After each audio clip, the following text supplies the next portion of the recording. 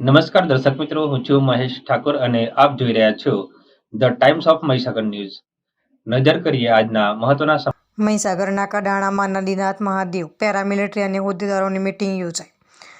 આજે પટેલ દીપેશ ગુજરાત પ્રદેશ પ્રમુખની અધ્યક્ષતામાં ખૂબ જ ગંભીર મીટિંગનું આયોજન મહીસાગરના કડાણાના નદીનાથ મહાદેવ કરવામાં આવી, જેમાં નર્મદાબેન મહિલા પ્રમુખ, ગુજરાત રાજ્ય પર્વતભાઈ પ્રભારી મહીસાગર, રમાણભાઈ મહીસાગર જિલ્લા પ્રમુખ વીરાભાઈ, દાહોદ જિલ્લા પ્રમુખ પાર્થિંગભાઈ, સંતરામપુર તાલુકા પ્રમુખ દલપતભાઈ પ્રભારી, સંતરામપુર ફતીબેન મહિલા પ્રમુખ મહીસાગર, અશ્વિનભાઈ યુવા પ્રમુખ મહીસાગર અને અન્ય સંગઠનના હોદ્દેદારો હાજર રહ્યા. આજની મીટિંગના અંતે નિર્ણય લેવામાં આવ્યો કે સરકાર પેરામિલિટરી પરિવાર માટે કંઈ પણ ગંભીરતા નથી રાખી રહી, ના કોઈ મુદ્દાનું નિરાકરણ કરી રહી, તો હવે સરકારને ધ્યાન કેન્દ્રિત કરવા ધરણા પ્રદર્શન, આંદોલન કે વિરોધ પ્રદર્શન જે કરવું પડે તે આગામી સમયમાં કરવામાં આવશે, તેમ ગુજરાત પ્રદેશ પ્રમુખ ગુજરાત પેરામિલિટરી સંગઠનના દીપેશ પટેલે જણાવ્યું છે. જય હિન્દ, જય ભારત, જય પેરામિલિટરી.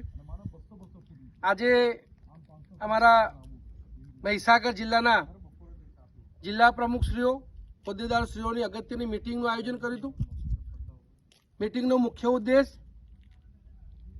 કે આવનાર સમયમાં સરકારશ્રીને ખૂબ રજૂઆત કરી, પરંતુ કોઈ પણ મુદ્દા માટે સરકારે અમારું નિવારણ ના કરવાના કારણે હવે આવનાર સમયમાં જે પ્રદેશની એક કમિટીનું ગઠન કરવામાં આવ્યું છે, એ પ્રદેશ કમિટી જે પ્રમાણે નિર્ણય કરશે એ પ્રમાણે ગુજરાતમાં ચાહે આંદોલન કરવા પડે, ધરણા કરવા પડે, વિરોધ પ્રદર્શન કરવા પડે, એ તમામ માટે સરકારને અમે અત્યારથી એક ચેતવણી આપી રહ્યા છીએ કે 2.5 વર્ષથી આપ સમક્ષ ખૂબ શાંતિથી રજૂઆત કરવામાં આવી છે. પેરામિલિટરી જવાનો પણ દેશની સરહદ અને આંતરિક સુરક્ષામાં ખૂબ મોટું યોગદાન હોય છે. એમની સાથે પાછલી સરકારે ભેદભાવ કર્યો હોય તો આજની સરકાર ઉપર ખૂબ વિશ્વાસ હતો. ગુજરાતમાં પણ કમળની સરકાર અને કેન્દ્રમાં પણ કમળની સરકાર અને ગુજરાતના પ્રધાનમંત્રી નરેન્દ્ર મોદી સાહેબ હોય, ગૃહમંત્રી પણ અહીંના ગુજરાતના અમિત શાહ સાહેબ હોય, છતાં પણ ગુજરાતના જવાનો આજે દર ભટકવું પડે, સચિવાલયના ચક્કર કાપવા પડે તો સરકાર માટે ખૂબ જ કલંક રૂપ છે.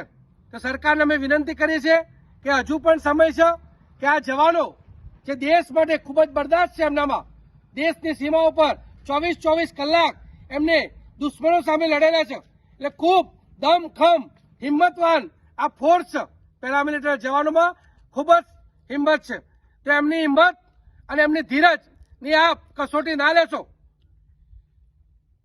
તાત્કાલિક આમનું નિરાકરણ જો આપણા દેશના જવાનો છે, એ રાષ્ટ્રહિતનું કાર્ય છે અને દેશહિતનું કાર્ય છે, જેથી એ દેશના પેરામિલિટરી જવાનો અને શહીદ પરિવાર માટેનું આ કાર્ય હોય. તો તમામ નાગરિકોને પણ વિનંતી કરીશ કે આવનાર સમયમાં આ જો સરકાર વાત નથી પડતી તો આ સરકાર સામે દેશહિત માટે, રાષ્ટ્રહિત માટે સમગ્ર નાગરિકો પણ આ અભિયાનમાં જોડાવશો, જેથી આપણે જવાનો જેમણે દેશ માટે યોગદાન આપ્યું છે એમને અને જે શહીદ પરિવારોએ પોતાને શહીદ જે જવાનોએ શહીદી વહોરી છે એમને આપણે સાચા અર્થમાં શ્રદ્ધાંજલિ પાઠવી શકશું. એટલે સરકારના અમારી આજના આ મિટિંગનો ઉદ્દેશ જ હતો કે સરકાર સમયથી જો આનો નિર્ણય યોગ્ય ના કરે તો જે પણ કાર્યક્રમો કરવા પડશે.